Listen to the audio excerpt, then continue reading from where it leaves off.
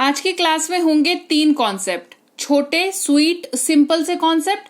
लेकिन अगर छूटे ये वाले कॉन्सेप्ट आपकी जर्नी में, आपकी लर्निंग जर्नी में, तो फिर थोड़ी लंबी चलेगी जर्नी, क्योंकि सीखना तो इनको आपको पड़ेगा ही। क्लास को शुरू करते हैं। आप देख रहे हैं संरीति इंग्लिश एकेडमी। मैं हूं प्रीति मैम। सब्सक्राइब करके बेल नोटिफिकेशन ऑन कर दीजिएगा।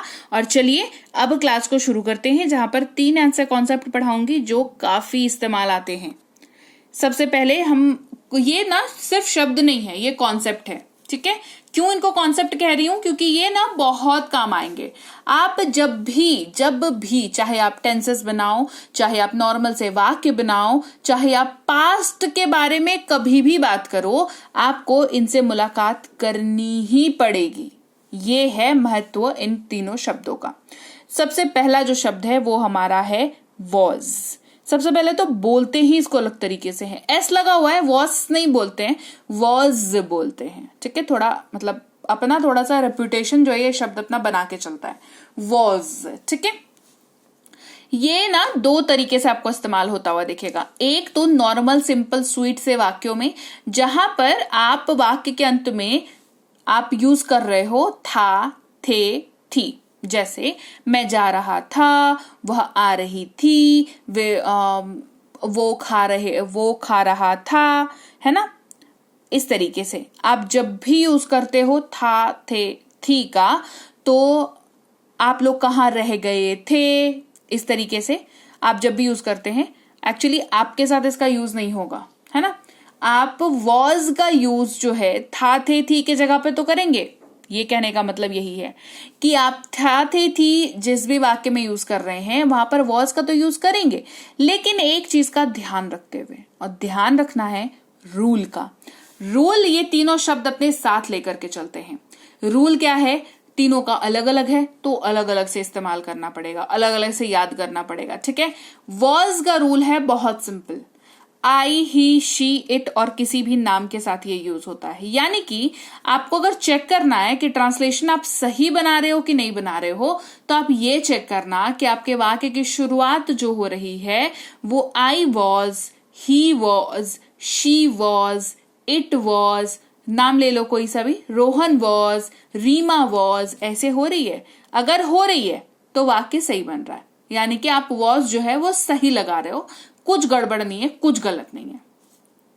ये बात हो गई ऐसे वाक्यों की जिसके अंत में था, थे, थी आपको दिखता है, मोस्टली था या थी दिखता है। अब ऐसे वाक्य होते हैं जिनके अंत में आपको रहा था, रही थी ये भी दिखता है, राइट। मैं जा रहा था, वो सो रही थी, हम खा रहे, वो खा रही थी, इस तरीके से, ठीक है। तो वहां पर भी वॉज का यूज होता है, लेकिन अगेन वॉज अपना रूल अपने साथ लेके चलता है। वॉज चाहे वो था, थे, थी वाले वाक्य में यूज हो रहा हो या रहा था, रही थी वाले वाक्य में यूज हो रहा हो, रूल जो है उसका सेम रहेगा। यानी कि again I was, he was, she was, it was और किसी भी नाम के साथ वॉज अगर लग रहा है तो आप सही बना रहे हो वाक्य को। मैं एक लेखक था, एग्जाम्पल देखो, आई वॉज अ राइटर। वह खेल रही थी, शी वॉज प्लेइंग। यह उसका था, इट वॉज हर्स। आशी सो रही थी, आशी वॉज स्लीपिंग। वह एक खिलाड़ी था, ही वॉज अ प्लेयर। दिख रहा है वाक्य की शुरुआत I was, she was, it was, name was और ही वॉज से हो रही है। मतलब ये सारे वॉज के कॉन्सेप्ट से वाक्य ट्रांसलेट हुए हैं और सही ट्रांसलेट हुए हैं क्योंकि सब्जेक्ट हमने चेक कर लिया। वाक्य हिंदी वाक्य का अंत था, थी, रहा था, रही थी, और इंग्लिश वाक्य की शुरुआत थी I was, he was, it was, she was, कोई भी नाम वॉज, ठीक है।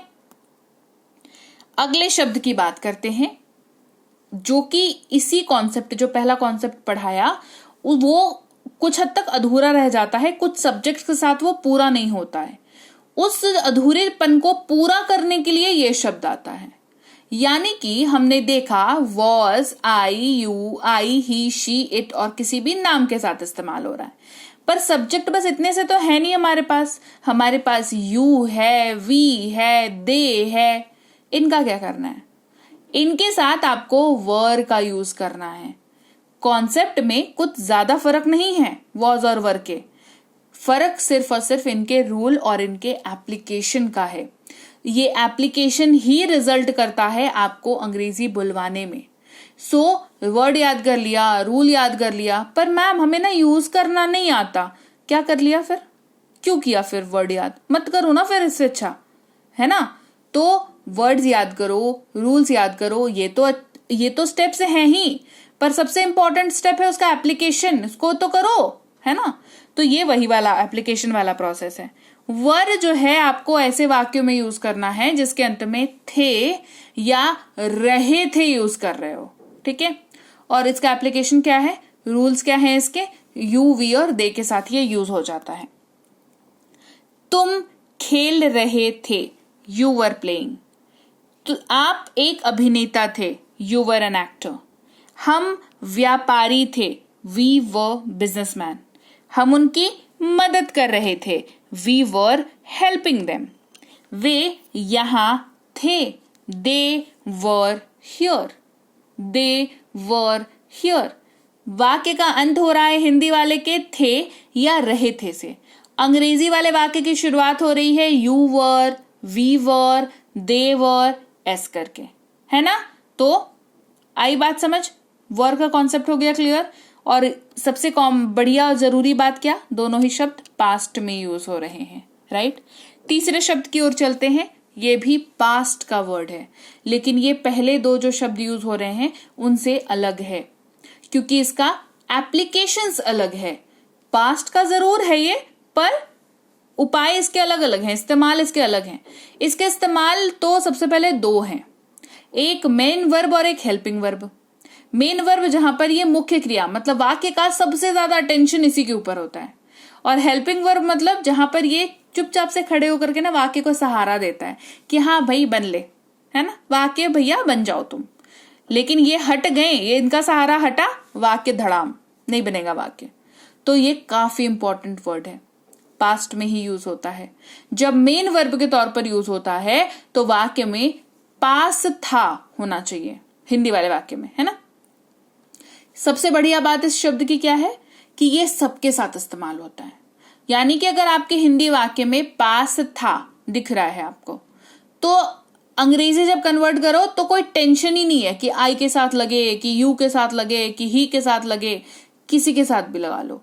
आई had, you had, we had, they had, he had, she had, name कोई भी नाम ले लो, रीमा हैड, रोहन हैड, कोई सा भी नाम ले लो, कोई इशू नहीं है, सबके साथ लग जाएगा, ठीक है। ये सबसे बेस्ट बात है इस वर्ड की। तो चलो, ये मेन वर्ब के तौर पर जब इस्तेमाल हो, पास था हिंदी वाक्य में होना चाहिए। इस्तेमाल देखो, उनके पास एक कार था, they had a car. Anik के पास एक मोबाइल था, अनिक हैड अ मोबाइल। मेरे पास एक किताब था, आई हैड अ बुक। हमारे पास एक पेंसिल थी, we had a pencil. Rahul के पास एक कुत्ता था, राहुल हैड अ डॉग।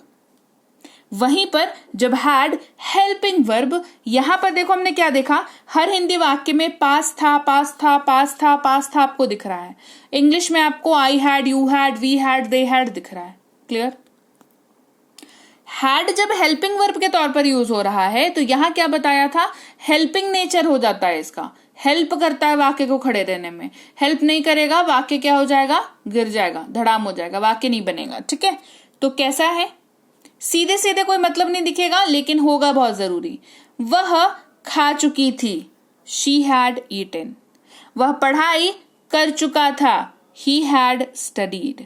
मैं वहां गया था, I had gone there. Anik खा चुका था, अनिक हैड ईटन। रीता खाना पका चुकी थी, Rita had cooked the food. हर एक वाक्य में आपको थी मतलब पास्ट की झलक तो नजर आ रही है ना, था, थी, ये सब देख करके। और अंग्रेजी में Rita had, she had, he had, I had, ये सब दिख रहा है। अब बताओ हिंदी वाले वाक्य में को अगर इन सारे हिंदी वाक्य को इंग्लिश में कन्वर्ट करोगे और आपके पास हैड नहीं होगा तो कैसे करोगे, नहीं कर पाओगे। और ये क्या विदेश से आए हुए वाक्य तो है नहीं, नॉर्मल से हमारे घर पे बोले जाने वाले वाक्य हैं, घर, ऑफिस, कहीं पे बात करो, यही सारी बातें तो करते हैं। हैड नहीं रहेगा, वाक्य नहीं बनेगा। वाक्य नहीं बनेगा, अंग्रेजी बोलने का सपना सपना रह जाएगा। सपने को सपने नहीं रखते हैं, है ना। सपना देखा है तो पूरा करने, सपना आपने देखा ना, पूरा करने की हिम्मत भी रखो ना भाई, है ना। मैं तो हुई साथ में। चलो, ये थी आज की क्लास जहां पर हमने 3 कॉन्सेप्ट सीखे। लाजवाब, बेहतरीन कॉन्सेप्ट, आपको पता होने चाहिए, बहुत मदद करेंगे इंग्लिश बोलने में। इंग्लिश जिस दिन बोलोगे ना इन कॉन्सेप्ट की मदद से, मेरे को आके थैंक यू लिख के जाना मत भूलना, ठीक है। क्लास कैसी लगी कमेंट करके फिलहाल तो ये बताओ, है ना। क्लास अच्छी लगी है, क्लास को लाइक और शेयर कर देना। आप देख रहे हैं संरीति इंग्लिश अकेडमी, मैं हूं प्रीति मैम। सब्सक्राइब करके बेल नोटिफिकेशन ऑन कर देना। 4 कोर्सेज हैं हमारी, राइटिंग, ग्रामर, स्पोकन और इंग्लिश रीडिंग की, ये सारी कोर्सेज और ये ई बुक्स हमारी ऐप संरीति इंग्लिश अकेडमी में अवेलेबल हैं। डाउनलोड और इंस्टॉल कर लीजिएगा ऐप को गूगल प्ले स्टोर से। कोई दिक्कत हो तो इस नंबर पर व्हाट्सएप मैसेज करके पता कर लीजिएगा कि कौन सी कोर्स आपने करनी चाहिए। ई बुक्स हमारी इस वेबसाइट पर भी अवेलेबल हैं, तो यहाँ से भी आप ई बुक्स को ले सकते हो। ई बुक का मतलब होता है पीडीएफ वाली किताबें। तो हमारी ई बुक लो, किसी की भी ई बुक लो, लेकिन मेक श्योर करो कि डाउनलोड कर लिया करो ई बुक को, वो आप ही की जिम्मेदारी होती है। व्हाट्सएप का ग्रुप, टेलीग्राम का चैनल ज्वाइन करके रखें ताकि जो भी क्लास आती है वो आपको आपके मोबाइल तक मिल जाए और आप आसानी से क्लासेस को अटेंड कर पाएं। और मैं आपसे मिलूंगी आपकी अगली क्लास में, यानी कि कल। Till then, thank you so much for watching. Stay tune to Sanriti English academy.